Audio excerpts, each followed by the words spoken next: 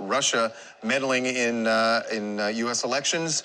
It is a problem that the federal government said did not happen only with Russia. And in fact, they say that there was a Malaysian businessman who was funneling millions and millions into the Democratic Party, and his name is Jolo. And recently, actually just last week, Pras from the Fugees was indicted, a 4-count indictment against conspiracy and all sorts of things, because he was supposedly allegedly an operative of Jolo. Right, that's what the federal government claims. Pras has denied this, but he is now facing those 4 counts. Now, this is, I think, the ultimate test of that, what's the saying, that there's no such thing as bad publicity.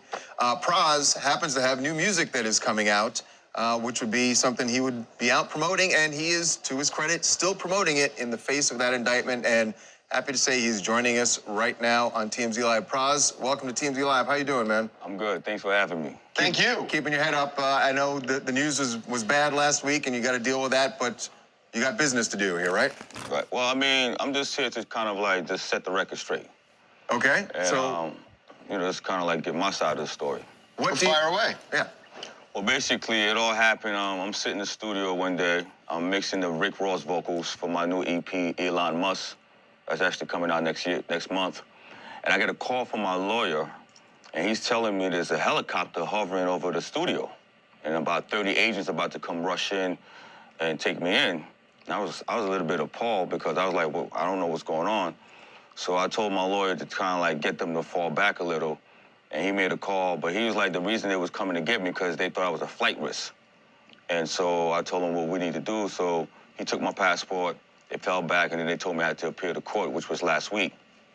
I don't know what these whole, charges are about. I'm a little bit disappointed because I really didn't do anything. So, Pras, do you have a relationship with Jolo?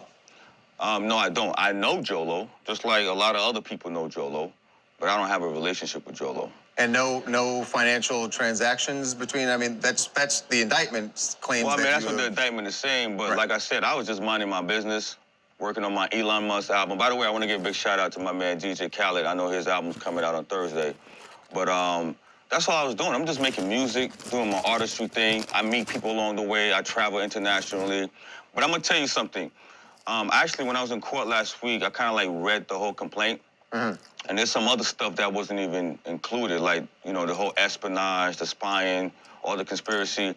I'm actually going to address all of that on my new EP, Elon Musk, that's actually coming out next month. So okay, but that's the fascinating part of this, because, I look at somebody like Meek Mill, who comes out. A 14-year-old kid, and he's serving no prison time. All I was doing is helping President Obama, who really has nothing to do with this. Yes, I donate my own personal money to President Obama, but everything else they're alleging, I have nothing. I don't know what they're talking about. I think that's what's sad. But like I said to you, I will address all of this. My new EP, Elon Musk. By the way, former Justice Department attorney testified in the trial of former Fugees member Pras Michel. George Higginbotham told the jury he worked on behalf of Michel as part of an illegal campaign to convince the Trump administration to return a Chinese dissident to Beijing. Joining us now is Michael Ames. He is covering the trial for Rolling Stone. Michael, good to see you. Hi, good morning. How are you? So let's talk about this former Republican fundraiser, Elliot Broidy, and actor Leo DiCaprio, who testified earlier this week. I mean, it's like, okay, you got somebody that most people have never heard of and one of the biggest stars in the world. Talk me through that testimony.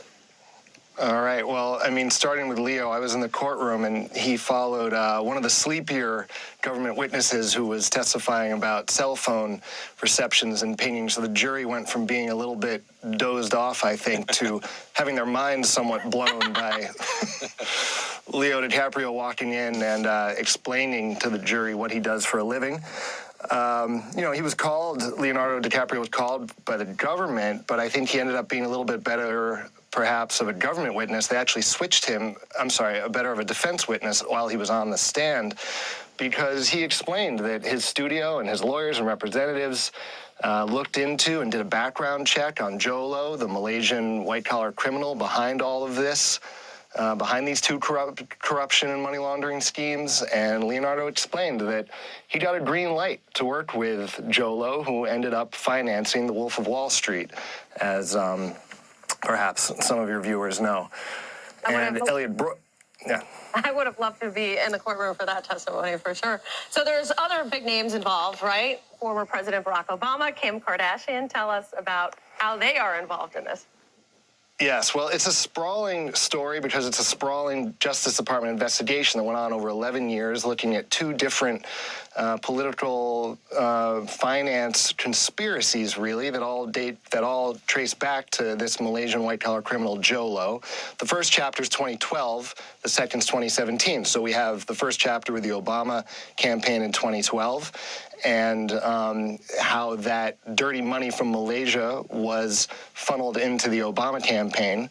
And then the second chapter being 2017, and how that same Malaysian financier, Jolo, tried to use his cash to buy influence with the Trump administration.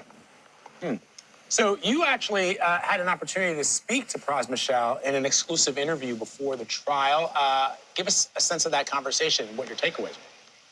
Yeah, I sat down with him for about 4 hours in New York City in his Soho loft, and he tried to smile and laugh and tell me a lot of stories of the good old days and the Fugees, but he also told me that he got personal, and he said this whole thing has really swallowed his life. He said he feels like he's living in quicksand.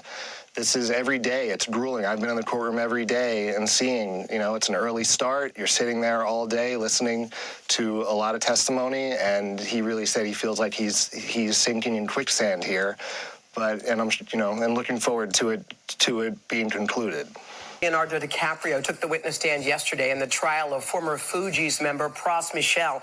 The rap artist is accused of accepting illegal payments from a fugitive Malaysian billionaire in a plot to buy influence with the Obama and Trump administrations. DiCaprio testified that the billionaire, Joe Low, bankrolled his 2013 hit movie, The Wolf of Wall Street.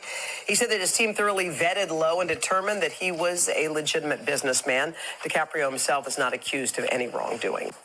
Hey, thanks for watching. A founding member of the Fugees is now on trial in Washington. Pras Michel arrived at U.S. District Court to face fraud and conspiracy charges. Prosecutors say he helped the Malaysian financier launder money. Some of it was funneled to the Obama campaign. Now, there's no evidence Obama staff was aware of the legal funding, but this trial is expected to bring several big names to Washington, including actor and activist Leonardo DiCaprio. I don't know, years in the making. And then my team and I decided we're going to do a blockchain phone, first blockchain smartphone in the U.S. How did you get even interested and involved in the blockchain? Well, I've been in technology, just following technology for a decade now.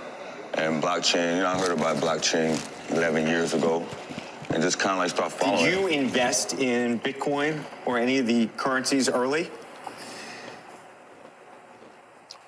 Maybe, maybe not. Maybe not? Yeah.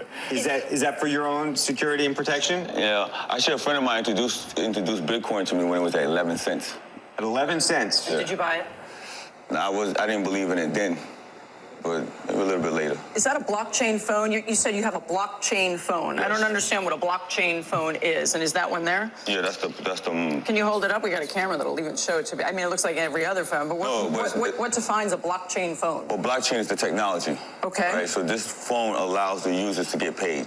Okay. So when you use the phone, you'll get paid, and you can convert it into cash.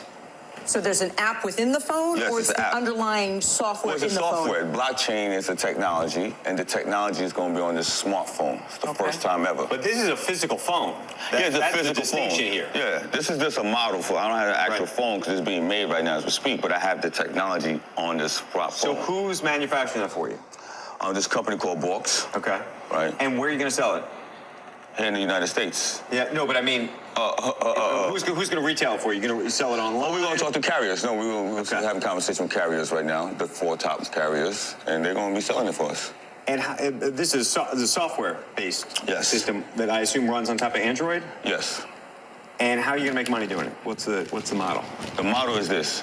Every time you make a purchase, you get rewarded, right? And that reward, you can now convert it into your debit card because it's going to come with a debit card, right?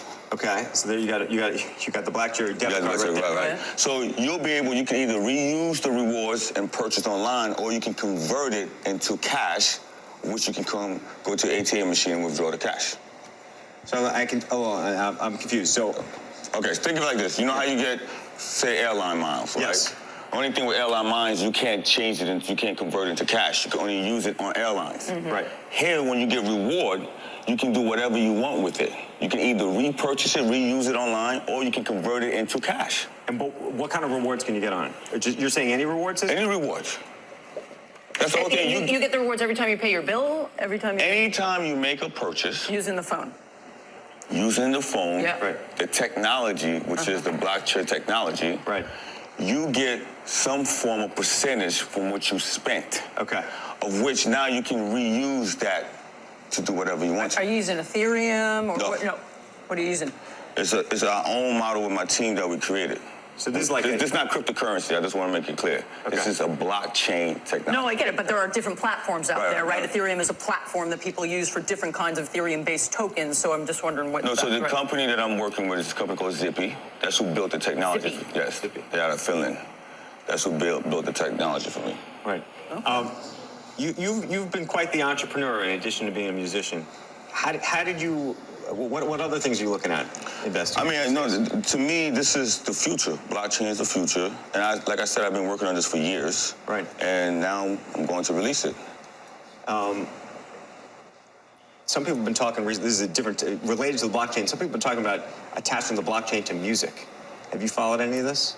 No, I haven't heard about that. You mean in terms of ownership, so that way you there's can't been a big issue steal about music, quote unquote? No, there's been a big issue about, for example, if he makes a song, Yeah. right, it gets played on Spotify, you can buy it on iTunes, Right. all of these different places, but there's all of these, it gets played on the radio, all these different agencies right now are trying to track how it's been played so he can get paid, but if effectively embedded in every song, it lives in the chain.